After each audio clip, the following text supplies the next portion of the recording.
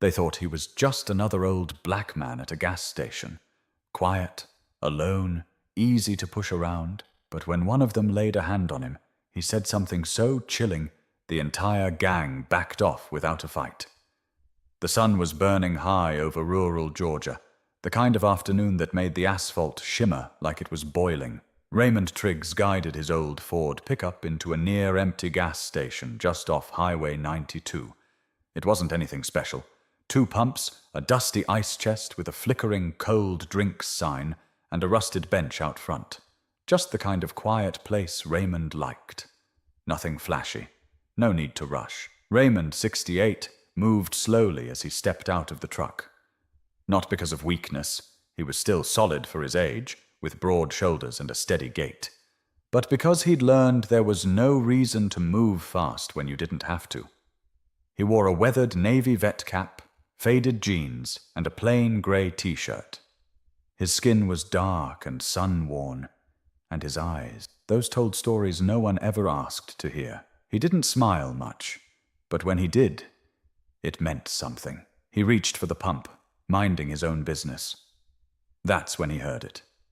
Deep engine revs and loud music. 5 motorcycles rolled in like they owned the place, the kind of chrome-heavy machines that sounded like thunder. Raymond glanced over his shoulder, then looked away. He'd seen that type before. Loud, brash, the kind who needed attention. He wasn't impressed. The gang dismounted like they were stepping into a movie. They wore matching black vests, boots clunking against the pavement. A mix of young and middle-aged men, mostly white, tattoos crawling up their necks and arms.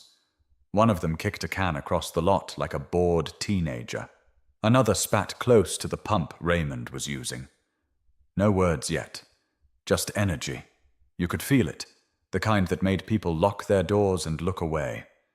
Inside the station, the cashier peeked through the blinds. Across the street, a woman dragging groceries into her car paused. No one wanted to be involved. Raymond stayed calm. He didn't flinch, didn't stop pumping gas. He just looked at the numbers ticking up. That's when the biggest one walked over. Maybe early 40s, thick beard, vest half unzipped, and chewing on a toothpick like it gave him power. He got close. Too close. "You too old to be driving, man," he said with a smirk. "Ain't nobody told you this here's biker territory?" Raymond didn't look at him. "Didn't see no sign." The guy laughed, loud and ugly. "You got jokes, huh? You think that hat makes you untouchable, old man?" Still, Raymond said nothing. He closed the gas cap. Calm as ever, that silence. It made the gang twitchy. They didn't like being ignored. Another biker walked over, smaller but mouthy. "You deaf or just slow? Maybe you need help walking back to your little truck." The big one stepped even closer, brushing against Raymond's shoulder. A full-body nudge meant to provoke. A test. And for one split second, the air felt tight. Not loud, not wild. Tight. Raymond turned to face him, just looked him in the eyes. No shaking, no anger, just presence. The biker paused. Didn't expect that. He wanted a reaction. A stammer. Maybe fear. He got something else. Behind them, the rest of the crew chuckled, but not as loud this time. One of them muttered, "He's gonna fold," but Raymond didn't fold. "I suggest you take 2 steps back," he said, quiet but firm, "while you still got both feet to stand on." No shouting, no threats, just words. But the way he said it, it stopped everything. Like the wind held its breath. The cashier ducked down. Someone in the car across the street rolled up their window. Raymond didn't move. The big biker stared back, confused. The gang had picked fights before. But this felt different. And that was just the beginning. For a long second, the air between Raymond and the biker held steady, like a coin standing on its edge, waiting to fall one way or the other. The man's eyes narrowed. He wasn't used to being told to back off, especially not by someone old enough to be his father. Around his crew, respect was taken, not given. And this quiet, grey-bearded man? He didn't look like much of a threat, but something about him made the biker hesitate. The smaller guy, the mouthy one with the skull bandana pulled down to his chin, tried to bring the energy back. "Come on, Big Rex. You gonna let Grandpa talk to you like that? Hell, I think he needs a reminder." He stepped forward and slapped the brim of Raymond's navy cap. It was fast, disrespectful, deliberate. Raymond's head turned slightly with the force, but his body didn't move. He slowly reached up and adjusted his hat, smoothing the front like it meant more than anything in that moment. Because it did. The man had worn that cap for over 40 years, through funerals, through surgeries, through everything. It wasn't just cloth. It was memory. Raymond looked up at the man who hit it and spoke calmly. "You got one more time to touch me, and then you'll find out what the world forgot I know how to do." The words didn't shake. They didn't rise, but something about them landed heavy. A couple of the bikers started laughing again, but it wasn't confident now. It was thin, nervous. Even Big Rex didn't move. He just stood there, trying to process the way Raymond looked at them. Not like a victim, not like someone trying to bluff. More like someone doing the math, calculating. Raymond had been in ambush zones where silence meant survival. He'd watched men fall apart under pressure, their pride collapsing the moment things got real. And he saw that now. The way these men were posturing, how their words kept getting louder while their eyes gave them away. One of them pulled out a phone, pretending to film. "Yo, look at this old man out here trying to act tough. Internet's gonna love this." But no one laughed with him. The tension kept building, like a rubber band pulled too tight. And then it snapped. The mouthy one, still red in the face, shoved Raymond hard in the chest. It wasn't just a bump this time. It was a full push. Enough to make any man stumble.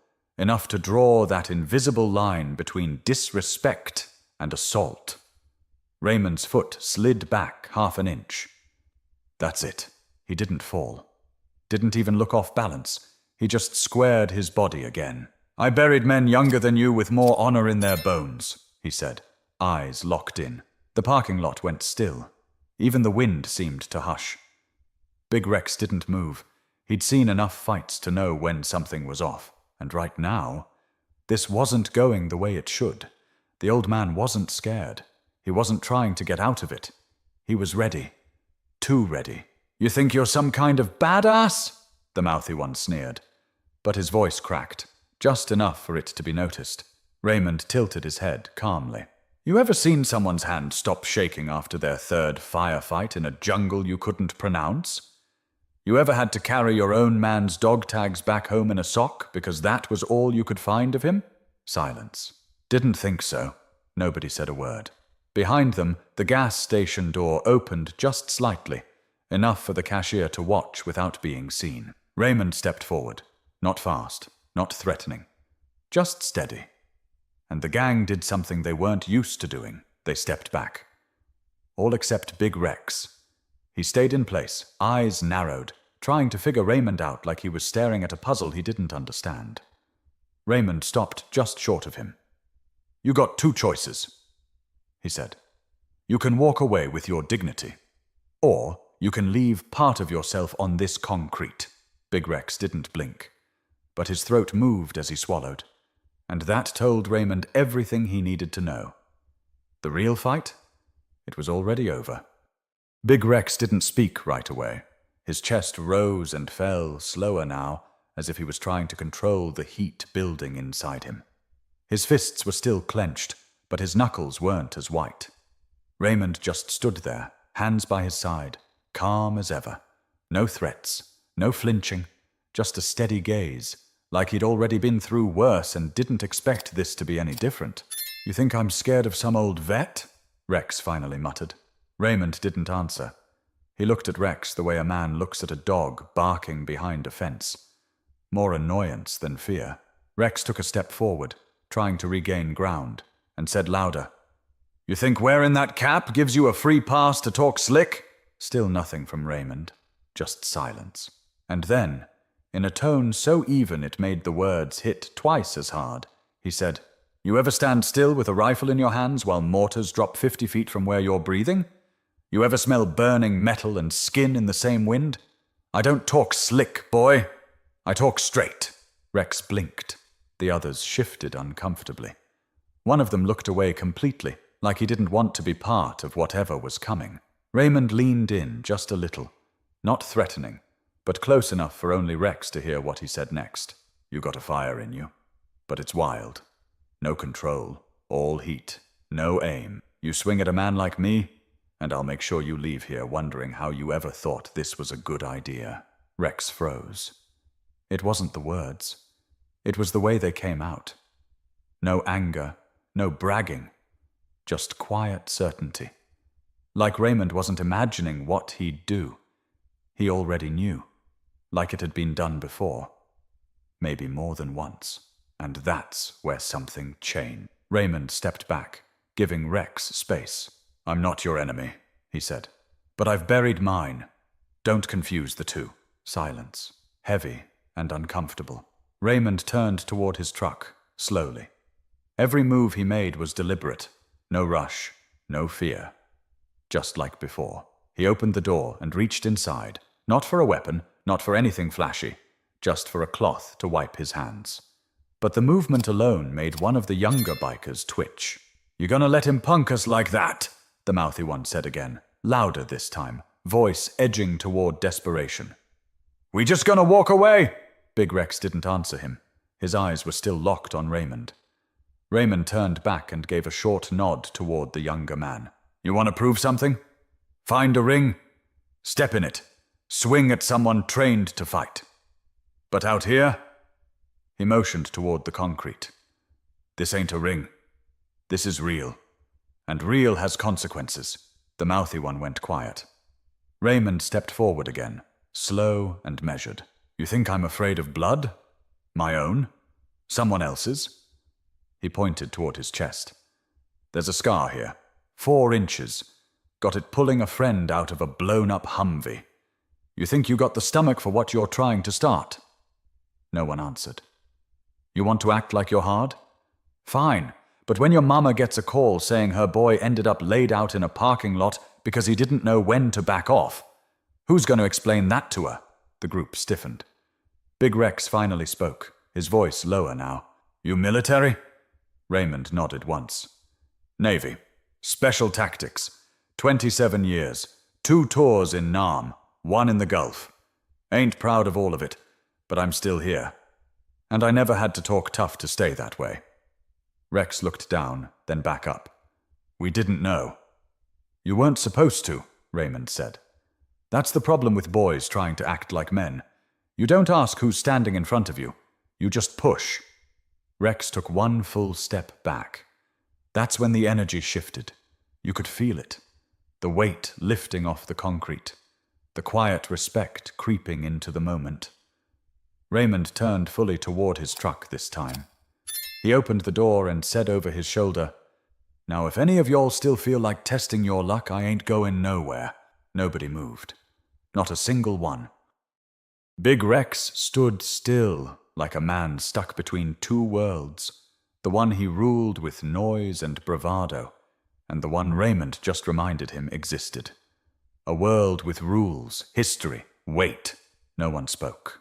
The only sound was the faint buzz of the flickering neon "open" sign and the occasional thud of a gas pump resetting behind them. Raymond climbed into the truck slowly, not because he needed to, but because he was giving them one last chance to decide who they were going to be today.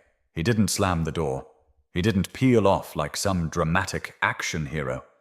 He just sat there for a second, engine idling, hand resting on the wheel, eyes straight ahead. The gang still hadn't moved. And that said everything. The mouthy one, nervous now, kicked at a pebble near his boot. "Man, let's just go. Ain't worth it." Big Rex didn't answer. His arms were still crossed, but his shoulders weren't tight anymore. The puffed-up energy he walked in with was slipping away, replaced by something else. Respect, maybe. Or confusion. Maybe both. Raymond rolled down his window halfway, glanced over and said, not loudly, "I didn't ask you all to fear me. I just asked you to leave me be. Simple. No lecture.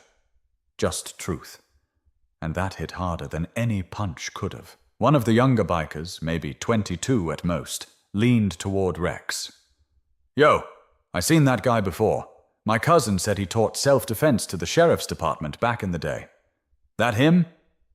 Rex turned slowly toward the kid, face unreadable. "You serious?" The kid nodded. "Said he once disarmed a guy with a knife in less than 3 seconds. Old dude didn't even break a sweat." Rex exhaled through his nose and rubbed his chin. "I knew there was something off. Felt it when he looked at me." Behind them, the gas station door finally creaked open. The cashier, a wiry man in his 40s with an unshaven face and a bad-shaped tan line on his shirt, stepped outside with caution. He didn't say anything at first, just lit a cigarette and stood on the porch. Then, "Y'all best listen to Mr. Triggs. Man's not the type you press. He's seen things none of us want to imagine." The gang looked at the cashier, surprised. "You know him?" Rex asked.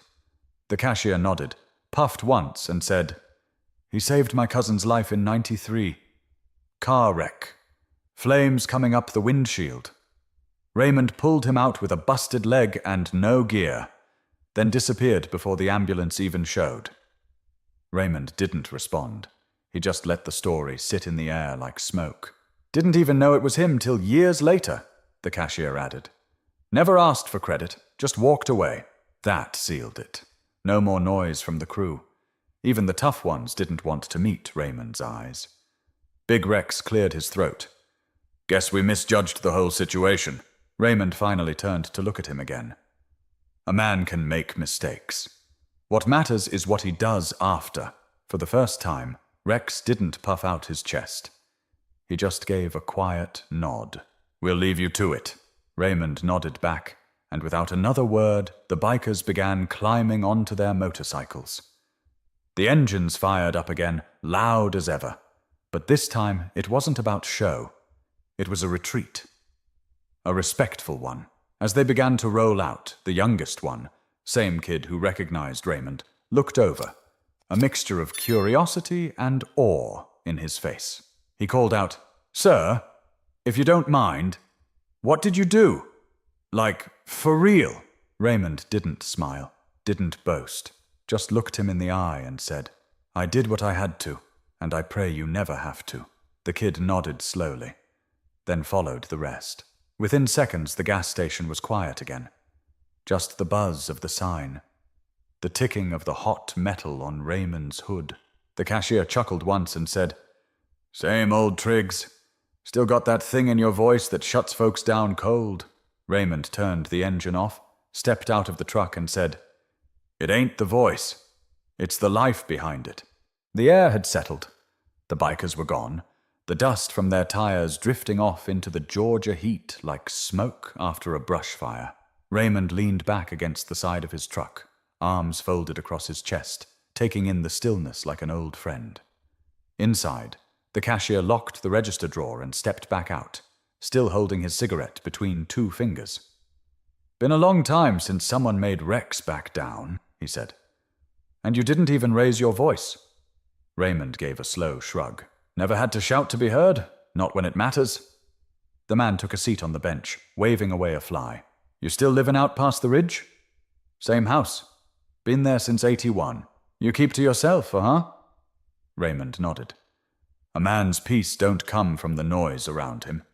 Comes from what he's already survived. The cashier, name tag read Mick, nodded quietly, like he understood, but didn't dare pretend he really got it. "That thing you said, about mortars. That real?" Raymond's face didn't change. "Everything I said today was real. I stopped pretending a long time ago." Mick took a long drag. "I remember when your boy shipped out. What was his name again?" "Terrence." "Right. He ever come back?"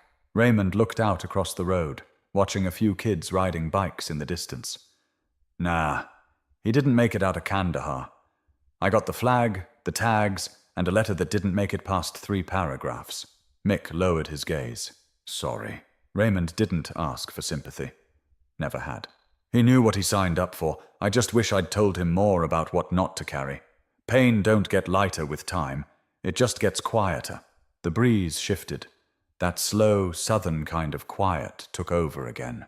Like even the wind knew when to be still. Mick spoke again after a moment. You used to be something, Ray.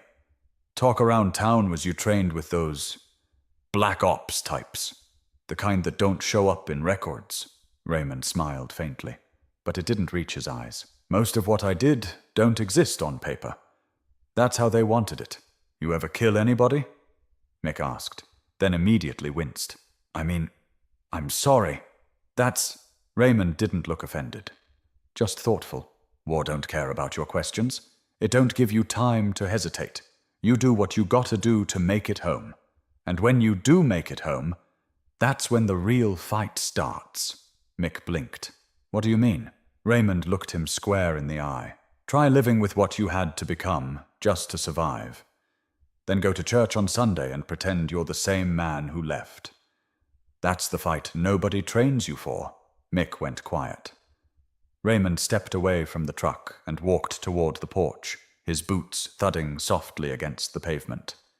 He leaned on the railing, watching the traffic trickle by.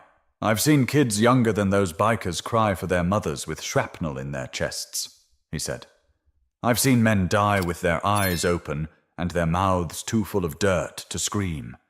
I didn't come back here to be some hero. I just came to live quiet. Mick flicked the ash off his cigarette. You ever think about leaving this place? Starting fresh? Raymond shook his head. Wherever I go, I carry the same weight. Might as well carry it where I got roots. Behind them, the gas pump beeped. Someone else had pulled in. Life going on, but Mick didn't move. So why didn't you fight them back there? You had every reason. Raymond looked at him, that same calm fire in his eyes. Because real strength isn't about proving you can break someone. It's about knowing you could, and choosing not to. Mick nodded slowly. Damn. Raymond gave a half smile. Ain't about damn. It's about knowing when a man's lesson is better than his revenge. They stood like that a while, saying nothing more, because some truths didn't need repeating. The late afternoon sun cast long shadows across the parking lot, painting everything in muted gold. Raymond leaned off the railing and walked back toward his truck. The moment had passed, but something lingered in the air, something unspoken but felt by everyone who had witnessed what happened. Across the lot, a black SUV pulled in slowly. The window rolled down halfway, and the driver, a tall, clean-shaven man in a beige sheriff's uniform, leaned out. He looked around, saw Mick on the porch, then spotted Raymond by the truck. "Raymond Triggs?" he called out. Raymond didn't flinch. "Still am." The sheriff stepped out, adjusting his belt. "Got a call from someone who thought there was about to be a mess out here. Said some bikers were causing trouble." Mick raised a hand. "It's handled." The sheriff glanced at Raymond, then back at Mick. "Handled?" Mick nodded. "Let's just say they met someone they couldn't intimidate." Raymond stayed quiet. The sheriff gave a small smile and walked over. "I figured it had to be you. I heard the dispatch say something about an old man in a veteran's cap staring down 5 bikers. Figured, yeah, that sounds like Ray." Raymond shrugged. "I didn't go looking for trouble." "Yeah, but trouble knows where to find you," the sheriff said, not unkindly. "You good?" Raymond nodded. They walked away. "That's enough." The sheriff sighed and looked back at the highway. "Word'll get around. Those boys won't be back here, not if they've got a lick of sense. They weren't bad kids." Raymond said, "Just haven't learned yet that loud doesn't mean strong." The sheriff looked at him, eyebrows raised. "You always did know how to hit a man with words harder than fists." Raymond didn't respond. He just opened his truck door again. Before climbing in, he turned to the sheriff. "Your daddy still working at the academy?" The sheriff smiled. "Retired last year. Good man. Taught me how to clear a room without getting my own people clipped." The sheriff's face softened. He used to tell that story. Called you the sharpest knife he ever trained. Said you didn't just follow orders. You read the room. Raymond gave a faint nod. Still do. The sheriff stepped back toward his SUV. Take care of yourself, Mr. Triggs. You too. As the SUV pulled away, Raymond sat behind the wheel again. But just as he was about to turn the key, he noticed a figure in the rear-view mirror. One of the bikers. The youngest one, the one who'd called out to him before, had come back. No bike this time, just walking, helmet in hand, looking uncertain. Raymond rolled down his window again as the kid approached. Didn't figure you'd come back, he said, not surprised. The kid stood awkwardly by the truck, scuffing his boot on the pavement. I just wanted to say something. Raymond waited. I don't know what I was thinking earlier, the kid said. We thought it'd be funny to mess with someone. Just messing around, you know? But when you looked at us, man, I never felt that before. Like I wasn't ready. Raymond nodded slowly. Because you weren't. The kid looked up. Who taught you to stay that calm? Raymond paused for a moment, then said, Life, and the people I lost because I didn't stay calm when I should have. The kid swallowed hard. I want to do better. I'm tired of pretending to be hard just to keep up with guys like Rex. Raymond studied him, saw the fear, the confusion, but also the opening. A crack where growth could happen. You got time, Raymond said. But it starts when you decide to stop looking for fights and start listening to the ones you already lost. The kid nodded, eyes glassy. Thank you, sir. Raymond gave him one last look. Next time someone steps to you with peace, don't meet it with noise. Meet it with respect. You'll live longer. The kid turned and walked away without another word. Raymond started the truck and pulled onto the road, driving slowly. No rush. Behind him, the gas station faded into the rear view. Ahead, just a long stretch of two-lane road and the kind of silence that felt earned. Not every battle has blood. Some are won with memory, others with the way a man carries the weight of who he used to be, and chooses not to let it destroy who he still is. The road wound through Georgia's back country like an old ribbon left in the sun, faded, cracked, but still holding together. Raymond drove with one hand on the wheel, and the window rolled down, the wind soft against his face. No radio, just the rhythm of the tires against the pavement, and the thoughts that never quite went away. He wasn't thinking about the gang anymore, not directly. He knew they'd go home, some ashamed, some confused, maybe even angry. But they'd remember. That moment would follow them, the way certain conversations stick in your bones years later without you even realizing why. He wasn't proud of what happened. He never was. Raymond didn't like being the man who had to teach hard lessons. But sometimes the world didn't leave you much choice. He turned onto the gravel road leading up to his property. The trees rose tall and still around him, thick with memory. The same trees that shaded him when he buried his wife. The same ones that Terence had climbed when he was 8, shouting down from the branches that he'd be a soldier like his daddy. Raymond parked by the porch and cut the engine. For a moment, he sat still, staring at the quiet house in front of him. Weathered wood, chipped paint, wind chimes made from old bullet casings. A place full of silence, and ghosts that didn't rattle chains, but sat in chairs, leaned on walls, lived in photographs. He got out and stretched. His back ached more these days. His knees creaked louder than the porch boards. But his mind? Still sharp. Maybe even sharper now that he spoke less. As he stepped onto the porch, he looked out at the road again, thinking about that kid. The one who came back. The one who asked real questions. That's who he did it for. Not the loud ones, not the ones with fists and empty talk. The quiet ones, standing just behind them. The ones who still had a chance to change. He sat down on a wooden chair near the front window, next to an old metal table with a pair of glasses and a folded newspaper. He pulled out a small notebook from his jacket pocket. He didn't write often, but sometimes words needed to be put somewhere. He opened to a blank page and scribbled a few lines. Strength is knowing when not to strike. Wisdom is walking away with your soul intact. Real men leave scars they never show, and peace they never brag about. He put the notebook down and leaned back. The thing about life is, it doesn't give you medals for restraint. No one hands you a trophy for swallowing your pride. But Raymond had learned something most folks never do. Being feared might keep people away. But being respected, that stays long after you're gone. He'd seen too many men die trying to prove something to people who didn't matter. Too many kids trying to fill the space where a father should have stood. He never wanted to be a legend. He just wanted to be a reason someone else lived to see another day. As the sun dipped below the tree line, casting orange across the porch, he thought about the way the world was changing. Loud voices everywhere, young men mistaking anger for power. But now and then, someone listened. Someone stepped back. That was enough. He reached down, picked up his coffee mug, cold now, and took a sip anyway. Bitterness didn't bother him. He glanced at the flag folded in its frame inside the house. Terence.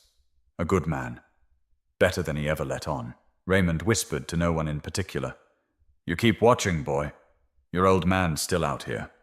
Still teaching, and with that, he closed his eyes for a moment. Not to sleep, just to breathe. Because in a world full of noise, sometimes the loudest thing you can do is stay calm.